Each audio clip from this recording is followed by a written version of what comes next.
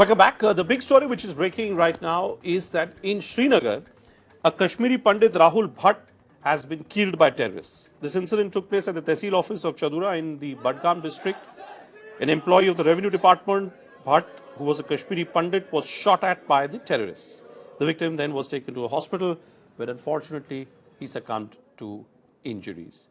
There are protests which have broken out, and these are latest pictures which have come where people are demanding justice for this unfortunate incident which has unfolded. Rakesh Handu is live with us. Let's get more from him. Rakesh bhai, ये जो incident हुआ, ये exactly कहाँ हुआ, and is there a fear that more pundits could be targeted today in the valley? Thank you for inviting me for at a moment when our community 5 lakh Kashmiri Pandits are in deep shock. This is a repeated action which is happening in Kashmir. Earlier, some circulars were, circulated from some militant organizations, threatening. It was the same situation what we faced in 1990. There were threatening letters which were issued. That time also people came. Some people rushed to Jammu for their safety. Now, there is no control. This is happening, repeated and repeating. I am also getting some messages on social media. Our community is shattered today. See, his name was Rahul Bhat, and his age is just 34. And he has a daughter. She is just studying in 4th class. This is what is happening in Kashmir. And recently, just 2 days back, you must have seen we are fighting a case against Bita Karate, who is the butcher of Kashmiri Pandits. Our lawyer was not provided security, in fact, even after the orders of Supreme Court of India. And he had to come back from Srinagar airport. That time also, his brother Ramesh Tiku came forward. This is totally exposing the state administration led by Mr. Manoj Sinha and central government led by BJP, Narendra Modi and Amit Shah ji.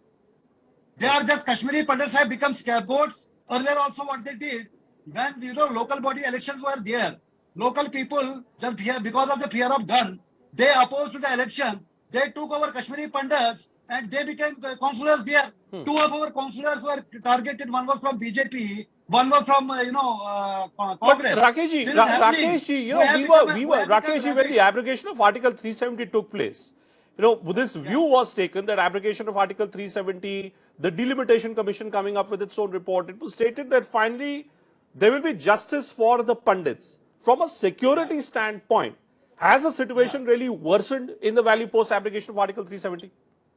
Let me tell you what has happened after 370. There was a local flag, which was given to J&K when, during the accession. Okay. That flag has replaced and BJP flag is, flowing there. They are just, doing permutation, combination, how to form the government. They are coming on roads that next chief minister will be from BJP. They are least bothered about our Kashmiri Pandits. And secondly, what has happened after 370, earlier there was, stone throwing everywhere. You must have seen, you must have observed, you must have watched. What has happened? Stone has been replaced by pistols now. There's a pistol culture.